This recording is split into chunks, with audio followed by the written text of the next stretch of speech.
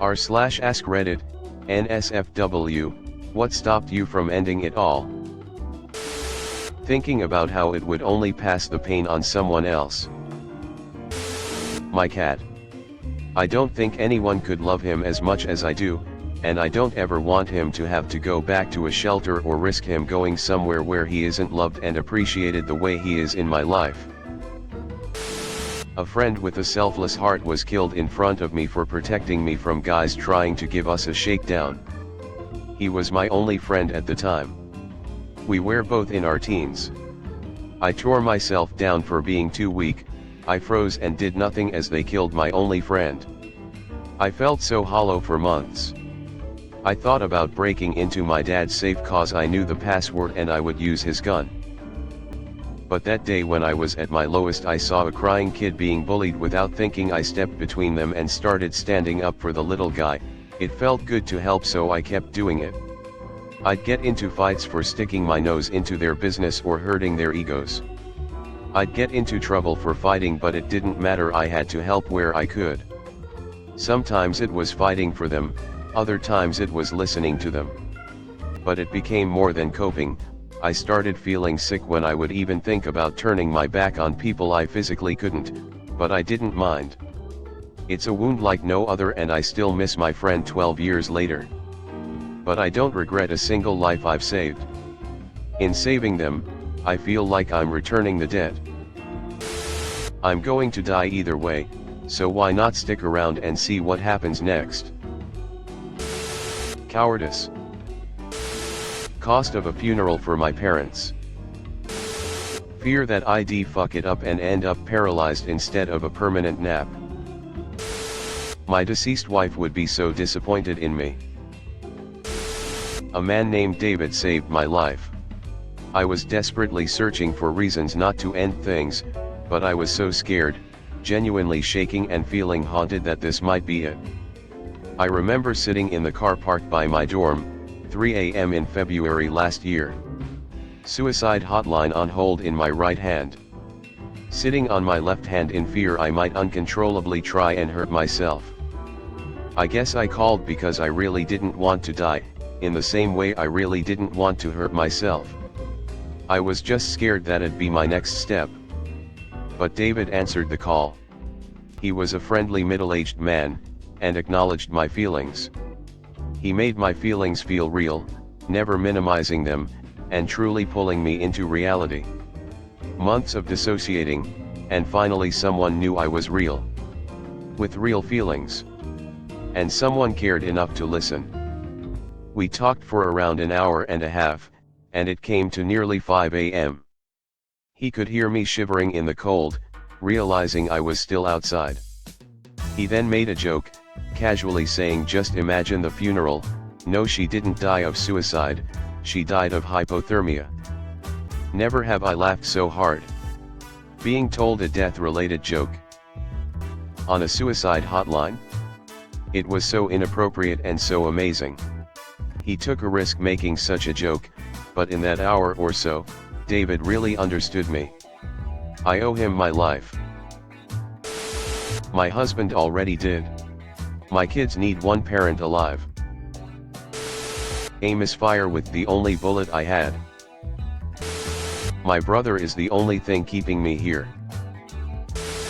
I got help. Best thing I ever did. If anyone is feeling that low, then please do the same. Fear of death plus laziness plus not settling on a method. Because I don't want to die before loving someone and be loved. I want to experience that.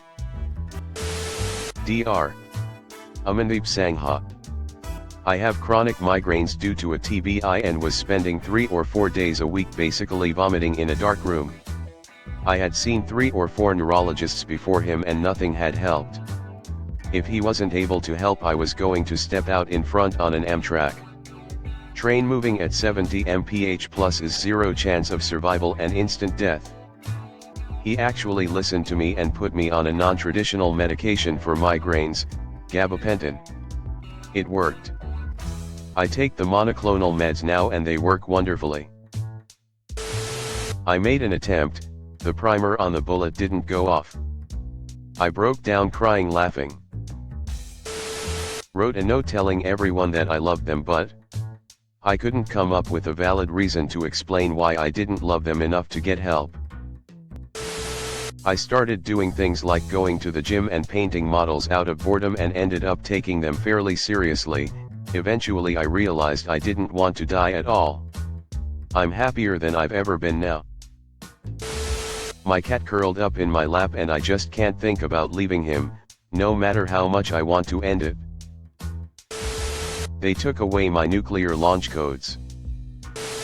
I was in a super abusive relationship and was 8.5 months pregnant when this asshole decided to beat the shit out of me. He kicked me so hard in the stomach that it cracked the back of her skull. She died instantly. I didn't find out until 6 HRS after being rushed into emergency C-section that she didn't make it.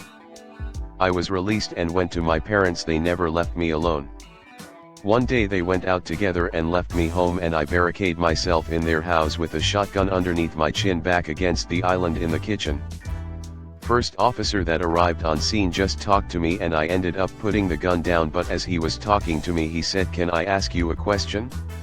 "Sure." "Officer, how so you think your mom will feel if she lost you?" And something on me broke because I'm that moment I didn't want my mom to feel the pain that I was feeling. This happened in 2015 and this officer still calls me randomly just to see how I'm doing. He has become a part of my family. I will forever be thankful for him. Weed. 100 points. I love my wife and kids more than I hate myself. My little brother, I can't leave him. Life is a gamble and 99% gamblers stop gambling right before their big win. I thought it would be really shitty to leave my kids dealing with it. My dog. What it would do to my children for the rest of their lives. Honestly, indulging in the things that bring me joy.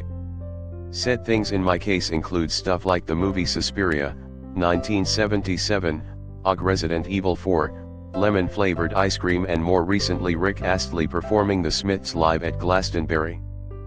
I recommend having a text document on your computer where you can list stuff like this that brightens your day. GTA 6. The first time, feeling motivated to live to see the ending of the manga Orange. Chapters were slowly being released each week or every other week. I was convinced it was going to end soon, but I think it continued on for a year. All I needed was a couple of months to find the will to carry on again. The second time, not sure. I had a plan. I just couldn't really find an opening to slip away in the way I wanted to. The third time, I didn't want to leave my baby alone to navigate this world. And I want to see what she does. And I never want her to doubt her worth. I think if I ended it all she would probably take it personally, even though my reasons were more trauma related and I just couldn't handle it. But I did handle it. And now we're a happy little duo, LOL, smiley face. Knowing that any point in time I can in fact change what's happening. I know it sounds crazy, but I fully realize this is a man-made sphere we live in. It's made up. I can literally just choose to be homeless or walk into the woods at any time I choose. If everything gets too bad, just restart fresh, get away from everybody and everything. I did a lot of soul searching and I know for a fact I never wanted death. I wanted change and I wanted life, a true life. The answer to our problems are oftentimes known, just painful or hard. The best decision I've ever made was to separate myself from my toxic situation, sit back and vent with a professional, and see how I also contributed to my own issues. Once I made that change, my life is amazing, beautiful marriage and social life. There's so many things I love in this life that I have zero desire to be gone from it. Life isn't about your work, it's about the spiritual connections we make, that lasting impact. There is almost absolutely nothing that you cannot be redeemed for or come back from. Medical science was just too good. I lost use of my legs for about 5 years and had to relearn how to walk, and had to learn how to use what was left of my hand. I always say to people who have suicide, make sure you succeed. A phone call from one of my children changed the path I was about to take. 25 years later, I am still here. My car ran out of gas in the garage before the fumes got me. My dog. Fear of botching it. That and I can never decide brainstem or heart. The hope to witness some of my favorite TV shows release new episodes. Cocaine and hookers. I don't know. I guess I just didn't want to. One time I called the ambulance so they could harvest my organs after I go and find my pets. The last time, I met an amazing boy with a cute as fuck doggo. They've been the best blessing that's ever happened to me. Being with them heals everything the best it can. The realization that I don't want to die, I just don't want to live a terrible life, and there's always a chance for that life to become not terrible, or even amazing as long as I live. When I die, that chance goes away forever. Many things have helped me over the years. I have often struggled with self-harm and suicidal thoughts. The reality is that as much as I can hate myself, I deep down love life. I have gotten professional help for my feelings and will continue to do so as these emotions cycle through my life. But here are some of the ideological grounds that I use to try and keep up the fight. Firstly, I don't want to emotionally hurt anyone else and put them in a similar position that I find myself in, and I know the people that care for me would not understand and I must endure for their sake. If that breaks down, I try and remember what else I care for. I love art and want to experience more of it. The moon is so beautiful and the thought of never seeing it again makes me sad. Never catching the next episode of a favorite show, hearing a beloved song arrive at the right moment, but I don't know if the things I love will always keep the sadness at bay. That is when I turn to philosophy. I really like Albert Camus' notion of rebellion in the face of the absurd. I keep going to spite misfortune, or turning to Kant to question the moral efficiency of my Deuces. Finally, when all else fails, I try to become apathetic and summon all my negativity and tell myself it simply isn't worth it. I know that there are further steps required, but these are the fundamental thoughts that have worked so far. Here is hoping they continue to work even if they are simply delusions. So far these have kept me going, but if you are in a position to do so, please, for those who love you and those who will love you in the future, please seek professional help. I'm a pussy. Mom would be sad. My mom. Internet stranger ratting me out. Biggest regret of my life. Jesus. Mostly haven't figured out the best way. And a small part unjustifiable optimism that maybe things will turn around. If there was just a button to hit and I know I would pass in my sleep, I'd have hit it a long time ago. My child would be sent to live with their dangerous and abusive estranged parent. My plan: to swerve head-on into an oncoming semi-truck on a busy 2-lane highway. My reality: I began daydreaming and snapped back to reality as I passed literally the only semi-truck on the road that day.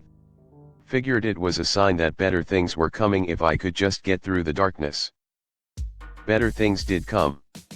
And I'm thankful every day I'm still alive and here. If you need help, please reach out to someone. The people in the ER saluting face. I won't go into detail, but I've had a long-term form of moderate severe depression for about 8 to 9 years. It's been hard to not just quit on life, but knowing the pain that people around me would have to endure hurts more than the depression, even if they are part of the reason why I am depressed. Lately I've felt my grasp on life slowly slipping. Hopefully things get better. My parents lost my older brother in his teen years from a hit/run drunk driver who came up on the sidewalk. I can't put them through that kind of pain again. Jesus and my family. God. My mom took the knife from my hand. My bunnies. Knocking up my fuck buddy and becoming a father. My wife walked in. TBH, I can't really find a way to do it that doesn't brings pain to the people I care about. I also don't want to put a poor wagey through cleaning my brains from the floor. The thought of my 12-year-old brother finding me. First was my inability to tie knots, next was my high drug tolerance. My bonus kids. The Bible. Napoleon Bonaparte's quotes and life story. He was bullied as a child in his school in France, by his classmates who insulted him for being short, not being able to speak French quickly, having a Corsican accent, not having a rich family, etc. He grew up to become an impactful and powerful military commander and political leader. As a person who was bullied in my entire school life, his life story really motivated me that despite having a horrible childhood, I could become a successful person in my future life who achieved many great things. Not becoming a military commander, but probably be in a job that is high earning. Thanks for watching. Leave a like if you have enjoyed this video and subscribe to never miss an upload.